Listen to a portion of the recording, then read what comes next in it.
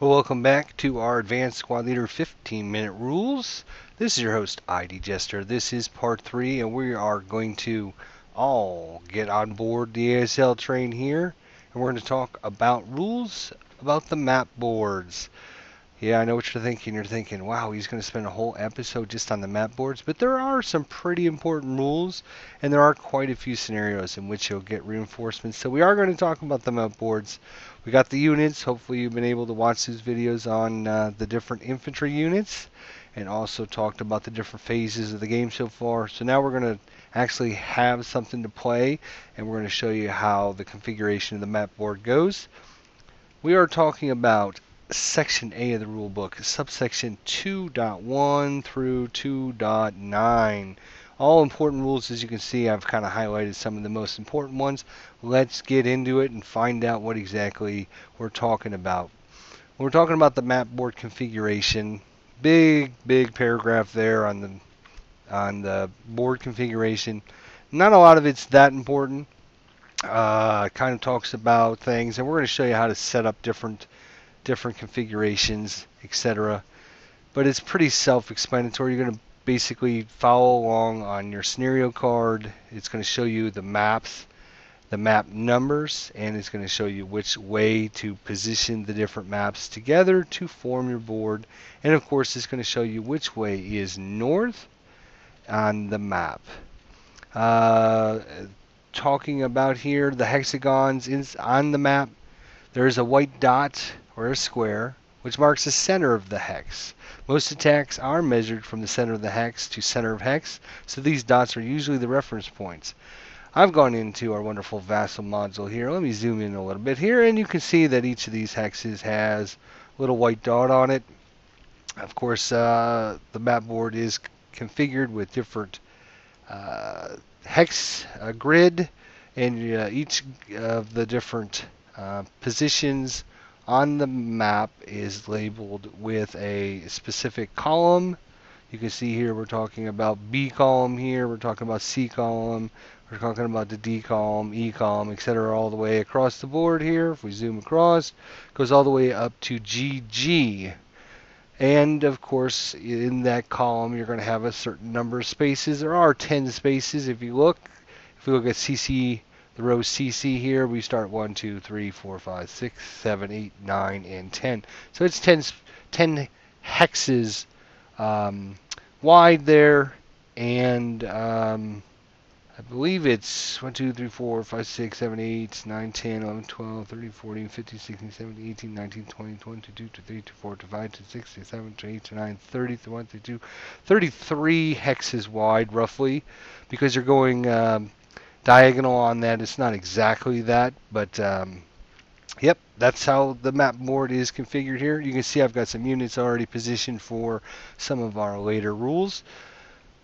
Let's get into them and figure out grid coordinates. Yeah, pretty much a big paragraph there. Not too much important. You probably won't ever really worry about this.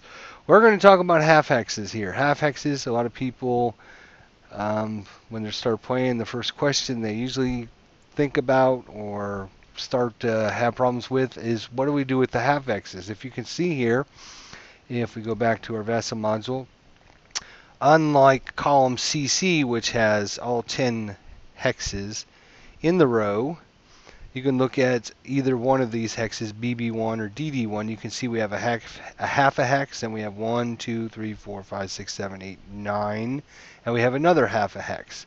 So we have every other row is going to have a half a hex on it. Those half hexes are playable. You can put your units into these hexes. They can move through them. And everything along the edge of the board, when you have two hexes that combine together on a map board, it does form one full hex. So if we look at this hex right here, in between these two boards, this is going to be a clear hex. If we look at this hex here, this is going to be a woods hex. And you'll see that the terrain on the different boards match up really well together. So you don't usually have a situation where you have a half a hex of one kind of terrain and a half of a hex of another kind of terrain.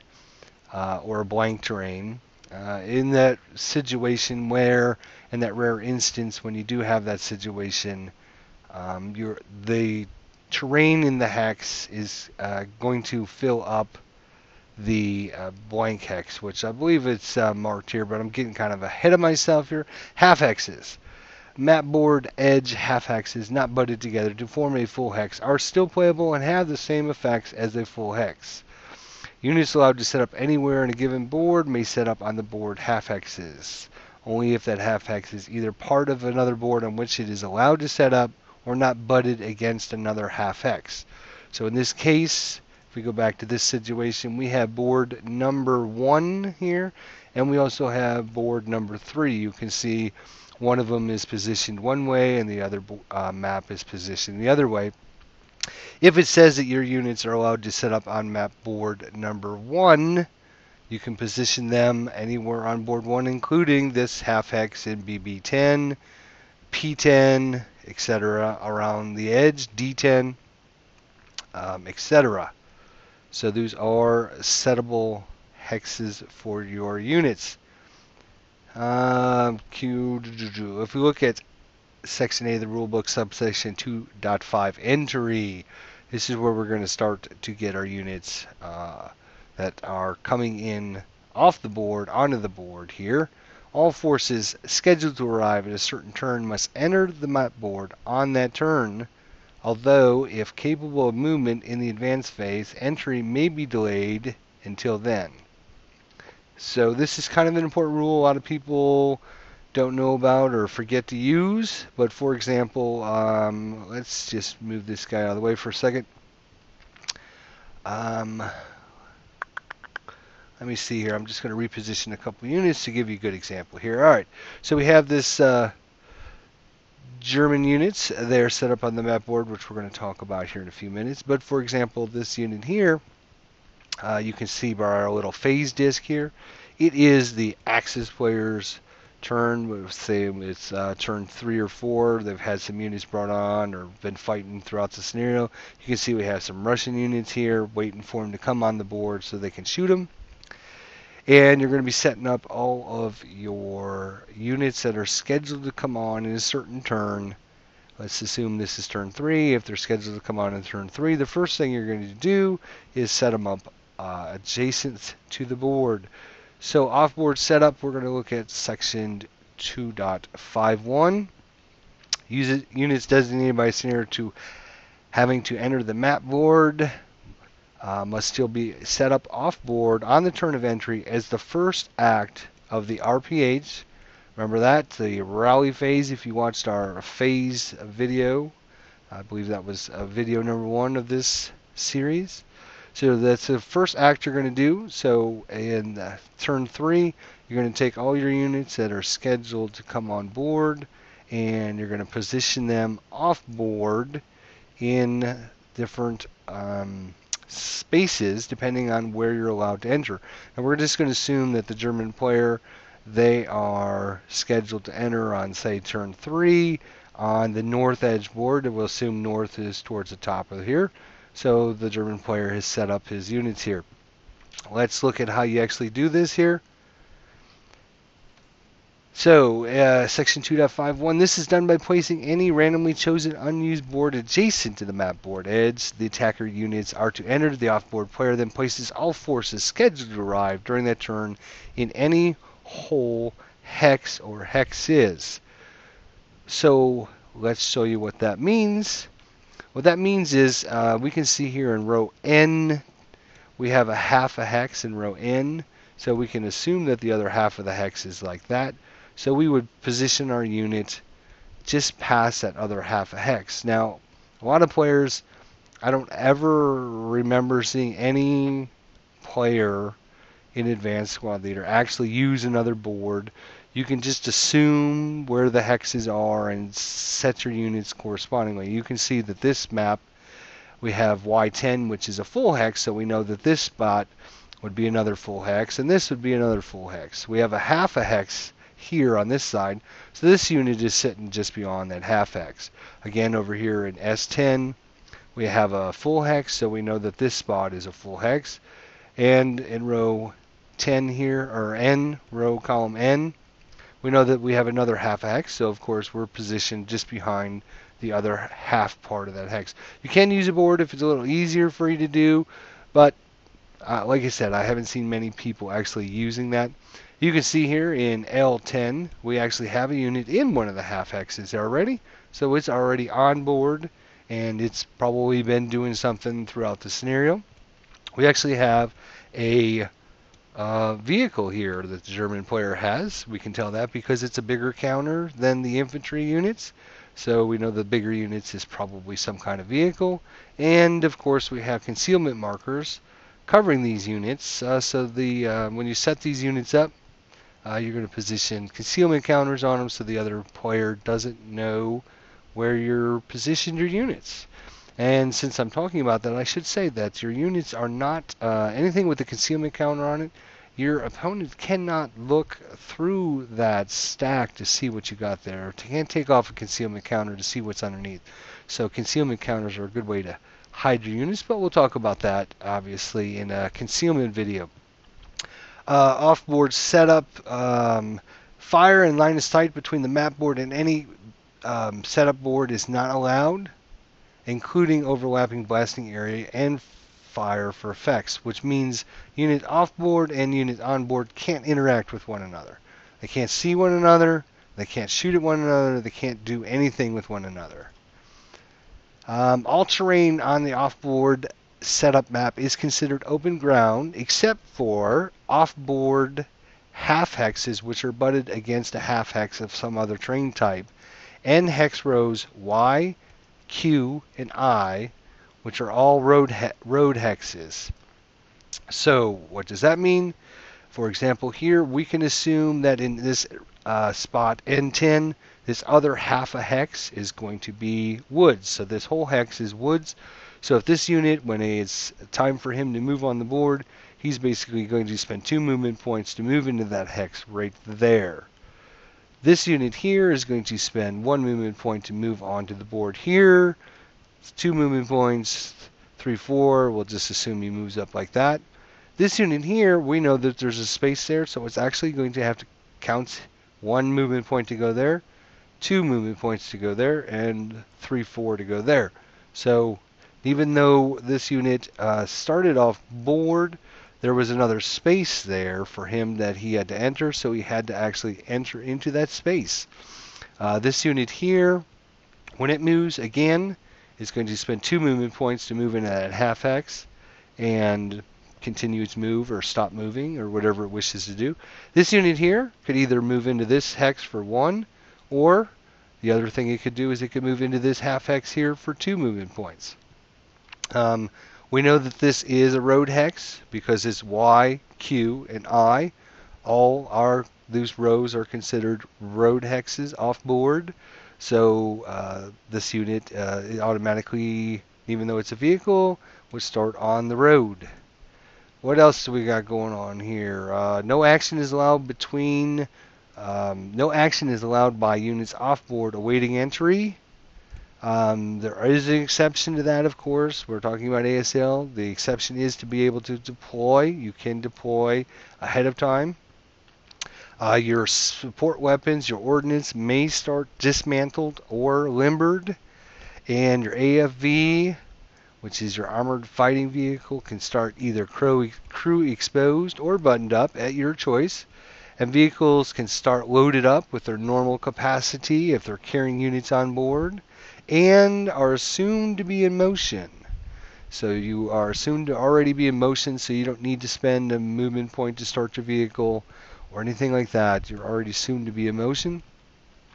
Units setting up on board have the same options, except onboard vehicles may not set up in motion unless it's stated in the SSR. Setup limitations, really quickly, we're at 2.9. Setup limitations, a unit may not set up overstacked or in a hex it could not enter during the normal course of play. What that means is you can't overstack your units and then bring them on board. So, like for example, we were talking about this hex here, where this unit started behind this unit because there wasn't enough room for it to all fit onto that. That's kind of prevents somebody from just putting like 20 units in one stack and then just able to come in right off like that. What they're going to have to do is actually spend a movement point to come on the board and move in, and then this unit here is going to have to spend a movement point to move into that open ground clear hex and then move on to the board. So that's why that rule is there. You can't set them up. You can't set up off board overstacked. And let's assume that this row Z all the way over to row J was just say let's just say this is all water here. You couldn't obviously bring your units, infantry units, into the water, so you would have to position them maybe out here where they could come into the board legally. So you can't position your off-board units in. Let's just assume, like I said, if row I through Y was all water hexes here, this whole middle section of the board was all water, then you could set up your units where they would have to enter into water hex. So obviously that's kind of important. No enemy stack. All units, guns, support weapons, and transmit counters in a given location may be inspected prior to the start of play. So no enemy stack again. If it's got, it's going to have that concealment counter on it. Your opponent can't check and see what's underneath those concealment counters. Now, of course, once you bring these units on the board and you're moving them, and he's got units that can see you, you will lose your concealment, and then he'll know what you got. But he can't check it out ahead of time. And last of all, setup limitations. You can freely deploy 10% of your squads set up on board or off board with deployment if your nationality is capable of deployment, depending on if you're German or Russian or whatever nationality you are. Some nationalities cannot deploy, but if you are able to deploy, you can deploy 10% of your units, fractions rounded up, that's set up on board, and 10% of the squads that are given that are to enter on a given turn may be freely deployed. So there we go, setting up, talking about the map boards. As you can see, there are some important rules we talked about, kind of covered some of the things that some players might not be sure about. Can I set up right here on a half hex? No, you can't set up on a half hex. You'd have to set up behind the other half of that half hex. If you have to set up multiple layers, then those units actually have to spend movement factors or movement points in case of vehicle to enter into the hex. You cannot overstack. So if this unit, again, has to move on, then the unit behind it must spend points to move into that clear hex before it can actually come on. So depending on how many units you have coming on the board, if they have a specific entry location. If you can only enter into Q10, you might actually have a whole row of guys stacked up to come on board, one after the other. So it just depends on the scenario and what you're allowed to do. So in this case, these guys would come on the board, then this guy would have to spend one movement point to move there, a second movement point, a third movement point, and then this guy would have to spend one movement factor, two movement factors, the third movement factor before he was even able to get on board. So if you were only able to come on, say Q10 was your entry location and only that location, then you would have to stack them up in a line like that and spend movement points just to get them on board. And of course, SSR might dictate whether or not specific locations or whatever. So there we go, map boards, important understanding. They're not too hard. You're just going to find out which way the maps are going to line up. You're going to put them together either lengthwise or widthwise. And once you do, more importantly, when you're bringing on units as reinforcements in a later turn, you now know how to do that. Again, thanks for watching. I'm sorry this episode went a little bit longer, but it seems like there's always so much to talk about in these rules when we're covering them, but we are trying to keep them to around 15 minutes. So if you have any thoughts or comments, suggestions, please leave them below, and we'll talk to you soon. Thanks for watching.